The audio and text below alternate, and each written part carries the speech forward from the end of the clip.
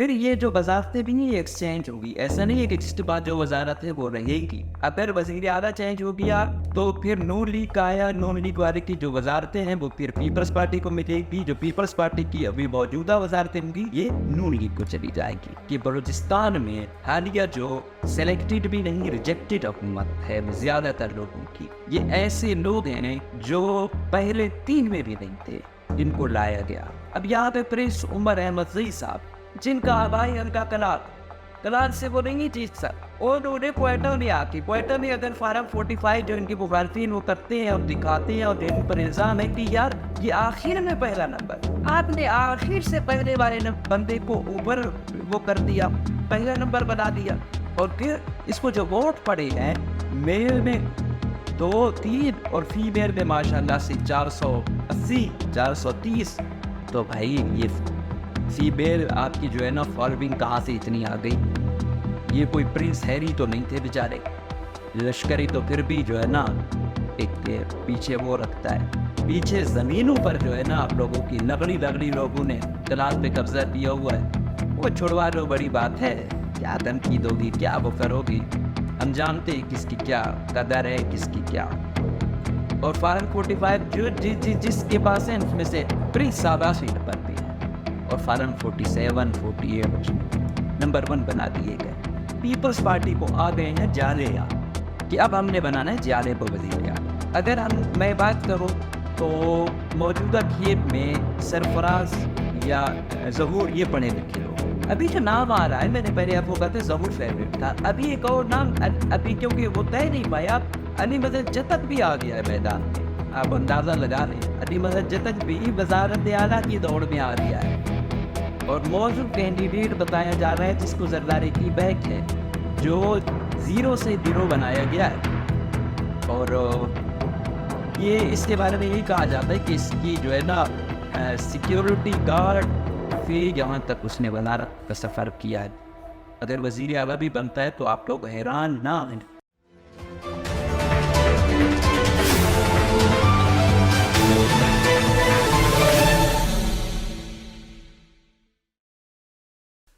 अस्सलाम वालेकुम, Pakistani veg news में खुशामदीद। मुझे कहते हैं मकबूल अहमद। आज के प्रोग्राम में हम बलूचिस्तान में नई बनने वाली हुकूमत के बारे में बात करेंगे। आपको हम कोशिश करते हैं जब कोई डेवलपमेंट होती है उससे आगाह करें। तो आज MPs ने हल्फ ले लिया है।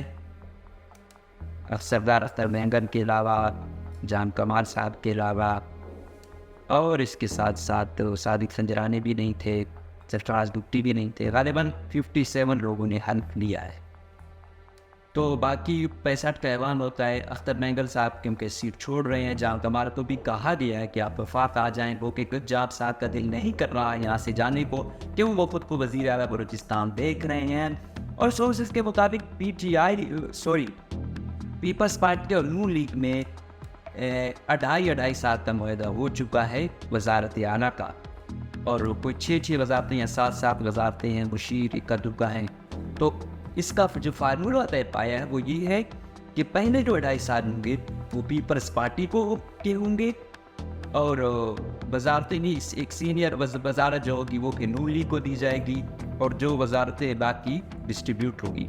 फिर जो 2.5 साल के बाद जो आएगा नून लीग का, फिर ये जो वज़ारतें भी नहीं एक्सचेंज होगी, ऐसा नहीं है कि जिसके बाद जो वज़ारत है वो रहेगी।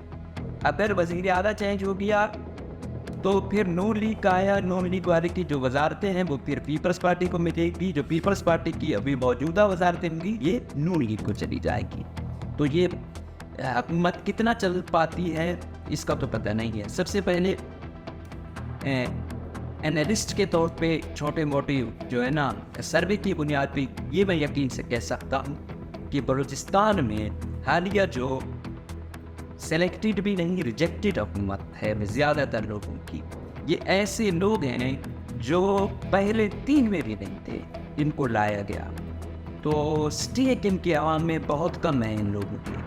अक्सरियत कुछ ऐसे हैं जो वाकई जिनका था, चलो हम उनको भी कहते हैं जो टीम में कंपटीशन में थे वो भी आप उनको जायज़ करार दो, या पहले 2-3 में तो थे। जिस तरह कल मौलाना फजलुर रहमान साहब ने बोला कि यार इलेक्शन कैंपेन में पता चल जाता है कि मुकाबला किसका और किसका। तो भाई यहाँ पे वही है कि नीचे वाले को, अब यहाँ पे प्रिंस उमर अहमद ज़ई साहब जिनका आबाई उनका कलार है, कलार से वो नहीं जीत सकते। और उन्हें क्वेटा में आती, क्वेटा में अगर फार्म 45 जो इनकी मुखालफिन वो करते हैं और दिखाते हैं और इन पर इल्ज़ाम है कि यार ये आखिर में पहला नंबर है, आपने आखिर से पहले वाले बंदे को ऊपर वो कर दिया, पहला नंबर बना दिया। और फिर इसको जो वोट पड़े हैं, मेल में 2-3 और फीमेल में माशाल्लाह से 480 430। तो भाई ये फीमेल आपकी जो है ना फॉलोइंग कहाँ से इतनी आ गई? ये कोई प्रिंस हैरी तो नहीं थे बेचारे, ये एस्टेब्लिशमेंट पता नहीं क्या ऐसी वो है, बड़ी कोशिश कर रही है, लेकिन जब दम ही ना हो तो क्या किया जा सकता है। अभी इनकी और लश्करी रसानी साहब की आपस में वो तख्तनामी भी हुई थी, तो ये इन्होंने भी कुछ ऐसी बातें की, लेकिन मैंने कहा कि लश्करी तो फिर भी जो है ना एक पीछे वो रखता है, पीछे ज़मीनों पर जो है ना आप लोगों की लगड़ी लोगों ने तलाब पे कब्जा किया हुआ है, वो छुड़वा लो, बड़ी बात है। क्या धमकी दोगी, क्या वो करोगी, हम जानते हैं किसकी क्या कदर है, किसकी क्या, सब चीज़ें पता है। और दूसरी बात, चलो मैं इसको वो करता भी, प्रिंस खुद को बड़ा वो कहते हैं खान ऑफ कलार।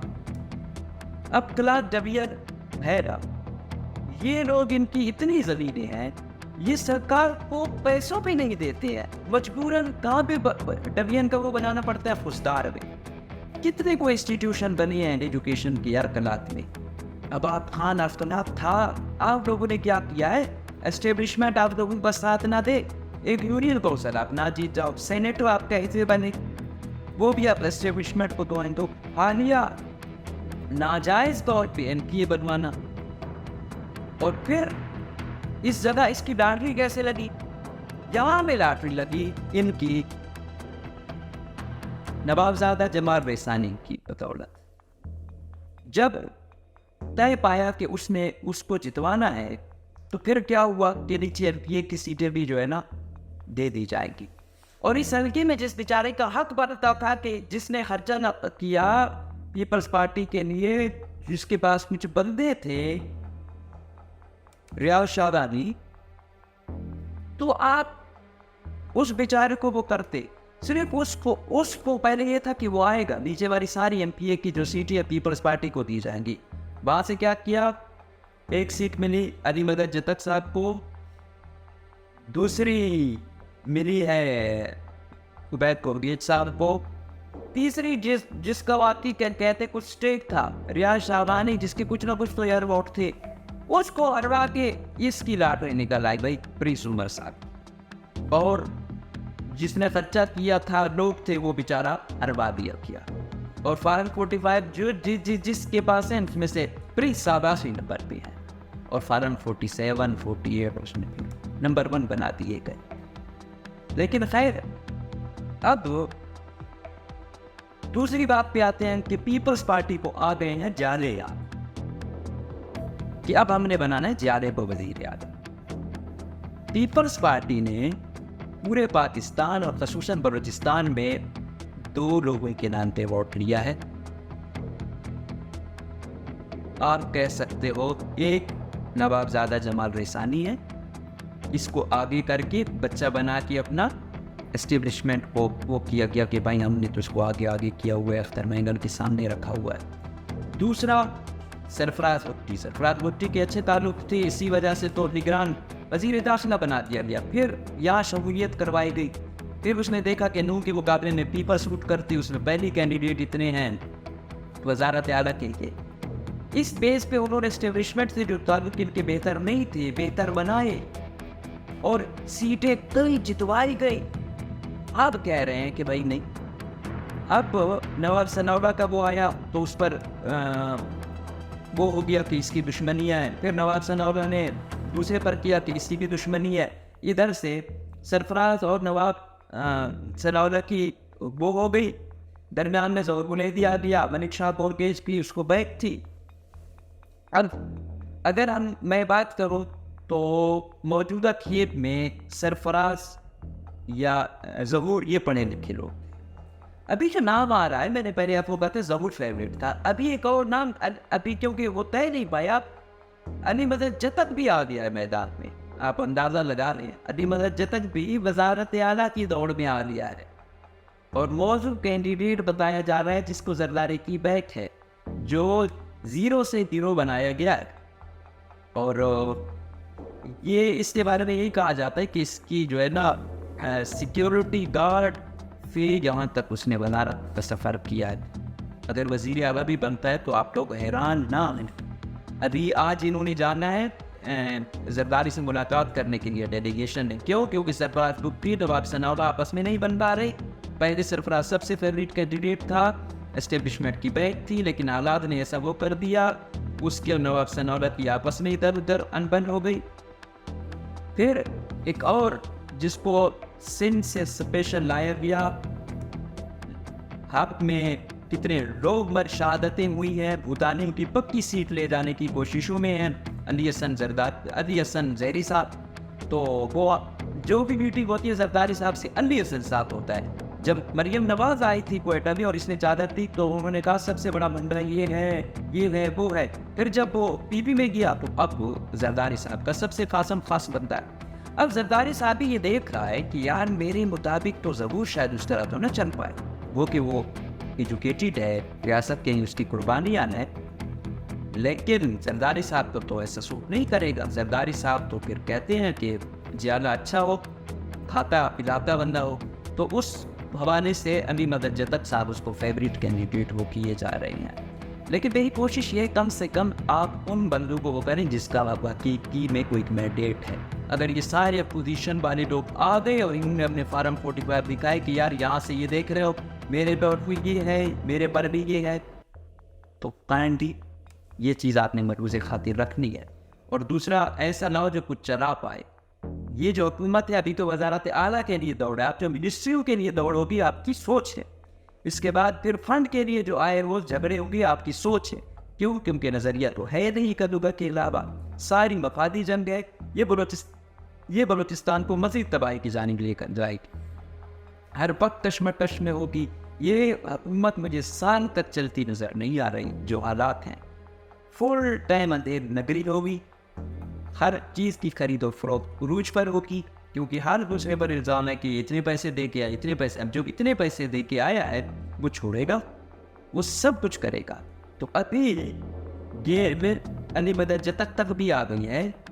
तो अली मदद जतक की खूबी जो बताई गई कि ज़रदारी का बहुत ख़ास होना है और इसने पीपल्स पार्टी नहीं छोड़ी, लिहाजा इस पर तकिया किया जा रहा है कि ये हमारा भी ख्याल रखेगा, पार्टी का भी ख्याल रखेगा।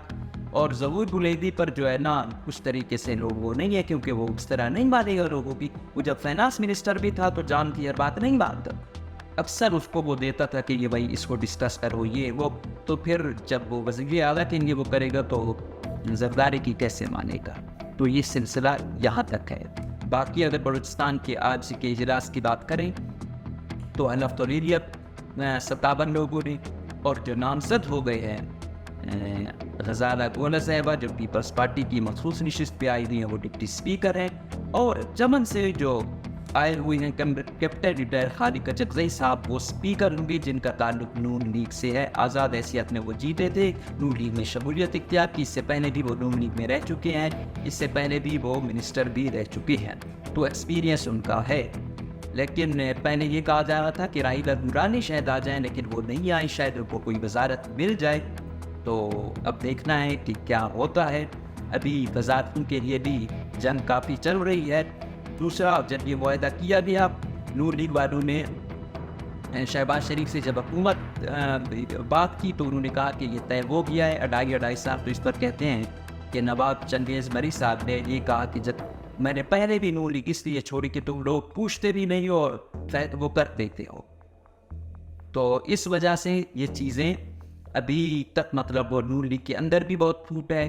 पीपल्स पार्टी में जो लोग आए हुए हैं हर एक के अलग अलग नज़रियात हैं, हर एक अच्छी से अच्छी वजारत चाहता है, इधर भी इशू है। दूसरी जानिब बाप पार्टी वाले जिनके पास अक्सरियत के पास जारी मैंडेट है, जितवाया गया है, अब क्या चाह रहा है, अब सादिक सजरानी साहब रिसोर्सेज के बकौल, क्योंकि माइंस मिनरल से ये ख़ानदान खरबपति बना है, कहते हैं मिनरल्स हो मेरे पास हो, बाकी डीसी एसी बड़ी पोस्टिंग है जो जहाँ से स्मगलिंग हो रही है वो डीसी भी भाई इसको दिए जाए।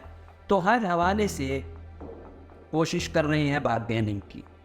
तो दूसरी जानिब जो चीज़ें चल रही हैं वो ये हैं कि अब G2I का एक घना कोशिश कर रहे हैं हुकूमत में जाने के लिए, लेकिन उसको उस तरह लिफ्ट नहीं कराई जा रही।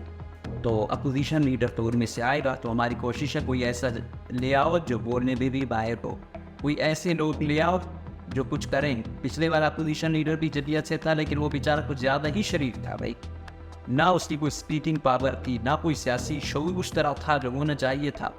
मतलब अपोजिशन लीडर जो है ना बड़ा तगड़ा का होना चाहिए, जो अवाम की हकीकी नुमाइंदगी करे, वो दरअसल अवाम की आवाज़ हो। तो ये सिलसिला चला हुआ है। बलूचिस्तान हुकूमत पीपल्स पार्टी परेशान है कि भाई हमने इतने लोग तो नहीं लिए, एस्टेब्लिशमेंट कितने चाहिए थे, अपने इतने ज़्यादा हैं, तो अब किस किस को एडजस्ट करें। तो उनके लिए फ़ैसला बड़ा मुश्किल है। और अगर इन्होंने थोड़ी भी दम दर की, वज़ारत आला के लिए उम्मीदवार तैयार बैठे हैं, ये दोबारा वो पार्टी तर्ज का फार्मूला हो जाएगा। और मुझे ये हुकूमत 7 से ज़्यादा चलती दिखाई नहीं दे रही। अगर वाकई इनके पास ऑप्शन ये सरफराज दुबटी वाला था कि खुद भी एक के क्या कहते हैं एस्टेब्लिशमेंट की तो उसे पुष्पनाई है, तो उसमें तो वो पेश है ही। साथ में ये था कि कुछ पढ़ा लिखा था, थोड़ा बहुत शऊर था, चीज़ों को देखता था, बारगेनिंग भी कर लेता था, तो उस पर नहीं बने। फिर ज़बूर बुलेदी पढ़ा लिखा है, लेकिन उसको कुछ चीज़ें हैं जो वो देखना पड़ेंगी। जिस तरह मैंने कहा ना कि पीपल्स पार्टी का फार्मूला खाओ और खिलाओ, ठीक है, वो ज़रूर भी अब तक नहीं। और यही इसकी सबसे बड़ी खामी बताई जा रही है वो कि इसलिए ये इधर उधर कर रहे हैं। लेकिन कैंडिडेट अब हालात यहाँ तक आ पहुँचे कि हमें सरबराज और ज़बूर बुलेदी लगने लगे कि ये बन जाए तो शायद कुछ बेहतर हो। अंदाज़ा लगा दो कौम परस्तों का जो इन्होंने खाना खराब किया। हालांकि सबसे मौजूद कैंडिडेट डॉक्टर मालिक हो सकते थे मौजूदा दौर में, लेकिन खैर इनको साइडलाइन किया गया। तो अब तो ज़बूर या सरफराज में कुछ था कि ये आए तो शायद, लेकिन फिर कहते हैं कि सरफराज के आने से शायद हालात टाइट ज़्यादा ना हो जाए, इस वजह से भी लोग डरते हैं कि ऑपरेशन ज़्यादा ना हो।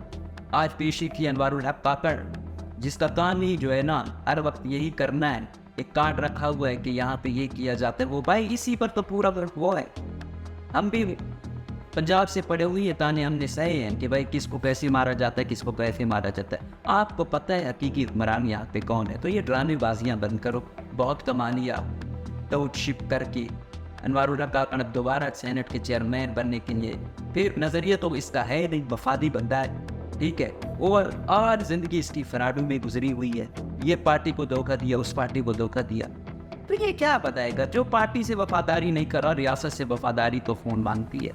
तो ये ड्रामेबाजियाँ बंद करो। अनवारुल हक काकड़, तुम्हारी औकात हम जानते हैं। एक NGO तुम सही तरीके से चला नहीं पाए हो, ठीक है। ये जो आपने एक लिबादा ओढ़ा हुआ है, कितनी किताबें आपने पढ़ी हुई हैं, हम जानते हैं। लंदन पे आपने क्या पढ़ा, क्या किया, वो भी हमें पता है। हाल ही जो आपने वजारतें दिलवाई हैं, उनका भी हमें पता है। तो बस ये बाकी पाकिस्तान को आप बेवकूफ़ बना सकते हो, समझ सकते हो, हमें नहीं समझ सकते। हम आपका असली चेहरा जानते हैं, ठीक है। तो एस्टेब्लिशमेंट को भी पता नहीं, ऐसे टाउट ही मिलते हैं हमेशा। क्या इसमें टैलेंट है, क्या कैपेबिलिटी है, सिवाय हर वक्त वफादारी बदलने के।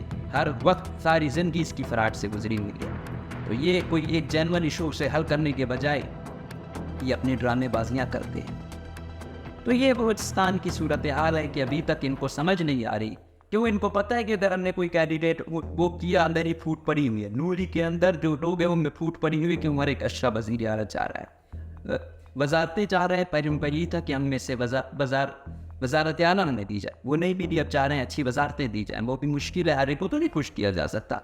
अभी क्या है, अभी ऐसे पीपल्स पार्टी ने जिसने वो किया 2-3 धड़े, तो सिस्टम तमाम।